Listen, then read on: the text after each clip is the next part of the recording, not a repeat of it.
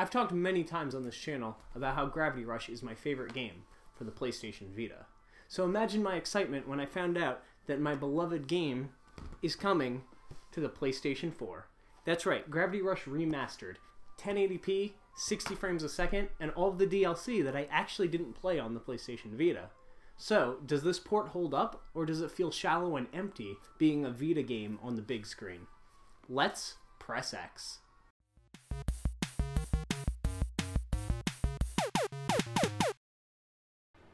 First, let's get into the story behind Gravity Rush. Not the story within the game, but the story of its inception. Gravity Rush, or Gravity Days as it's known in Japan, is directed by Keiichi Toyama, who is known for his work on the Silent Hill games. How could someone who worked on such dark games with terrifying creatures work on a cute, colorful... Oh god, what is that? He actually stated that he had the idea for Gravity Rush far before Silent Hill. The game was actually worked on and expected to be a PlayStation 3 game way back in 2008, but over time, Toyama, with, I'm sure, a nudge from Sony, decided to put the game on the PlayStation Vita. The game felt like it was built from the ground up for the Vita, making use of its gyroscope, touchscreen, and other features that weren't offered by the PlayStation 3. This is part of the reason why I was so interested in the remaster of the game. How would those controls be transferred by Bluepoint Studios, the porting studio behind some of Sony's best remasters, from Shadow of the Colossus to Uncharted: The Nathan Drake Collection? For this reason alone, I expected the Gravity Rush Remaster port to be quality. God, I love Kat so much as the character. Her design and personality remind me of the PlayStation 2 and N64 days where every game had to have a mascot. And I must say, Kat is probably my favorite main character since those days. I even have a collectible Kat figurine. I really like this character. Kat wakes up in the city of Hexville with no memory of who she is nor how she got there. In fact, her name isn't technically Kat yet at this point in the story. She notices a cat following her around that seems to give her superpowers, the power to control gravity. I have to say, this is quite a unique superpower. It allows for some mind-bending gameplay mechanics, but more on that later. Kat isn't very well liked in Hexville, as she is blamed for the Navi, a jelly-like race of monster that are infesting the city. Thus, Kat will need to master her powers, rid the city of the Navi, and figure out exactly what's going on in order to save the town and prove she isn't behind this. Along the way, Kat runs into a very colorful cast of characters that I adore just as much as our main heroine. Raven, another gravity shifter that is followed by a raven instead of a cat, clever naming I know. Sid, a bumbling idiot of a sidekick and police officer who is always looking for Kat's help. Alias, a mysterious villain who is attacking the city and seems to understand what's going on more than most. And Gade, an old man with a portal in his chest that leads to another rift where lost pieces of the city Hexville are located. Yeah, this game can get pretty weird at times, but that's part of its charm. The story is told through comic book style cutscenes that allow you to move the DualShock 4 around to get a view of the art, almost like you're looking through a window. The cel-shaded look upgraded perfectly to the PS4 from the Vita, and I am happy to report that the controls work great. Though I did have to unlearn some of the button presses for the PS4 version, but that was just muscle memory taken over from playing my Vita copy so often. The slide, which was mapped to the front touchpad, is now performed with the triggers, while dodging can be done by holding R2 and moving the analog stick, or swiping the touchpad. Nothing feels forced, and Bluepoint did a fantastic job as always. There are no performance issues, no visual problems to mention, and if I'm talking about the game's presentation, I must also mention the stellar soundtrack.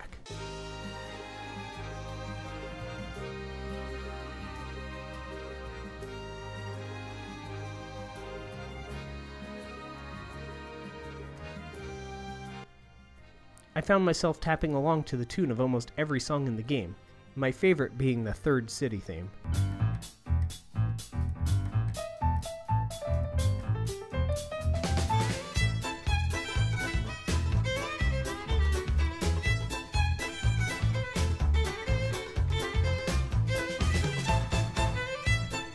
The game has a clear French inspiration from the music to the visuals, to the Japanese-French mixture the characters speak in-game.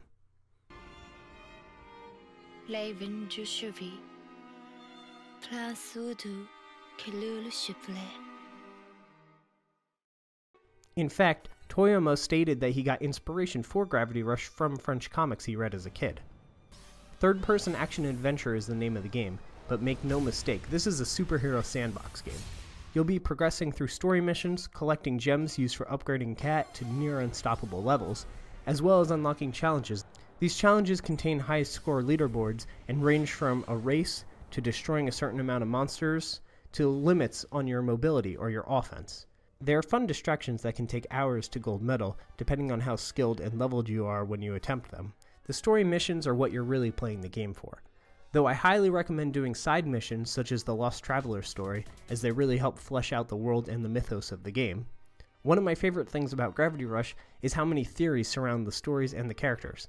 I won't get into it much due to wanting to keep my review fairly story spoiler free, but I assure you, look into it once you've completed the game. The fan theories are fantastic.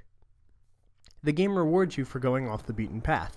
Maybe you'll discover a hidden boss, a load of gems. Revisiting areas and searching away from your current mission are definitely encouraged. So I have talked up the game quite a bit, but I have to mention its flaws. The most apparent one is the controls mixed with the camera. Both are great at times, but once in a while, when you're shifting gravity multiple times in a short period of time, you can get lost at which way is up and you end up feeling like this.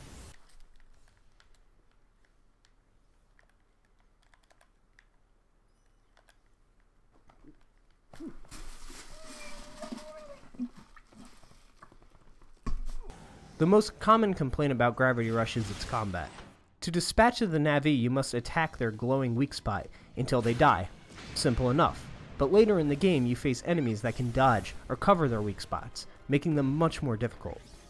The point of frustration comes when fighting multiple enemies at once and constantly missing their weak spots due to what seems like random timing. There are ways to help this situation. Mostly, stop using the gravity kick for everything. Brute force will eventually break down a locked door, but knowledge is a skeleton key. By that I mean, the gravity kick can kill almost every enemy in the game.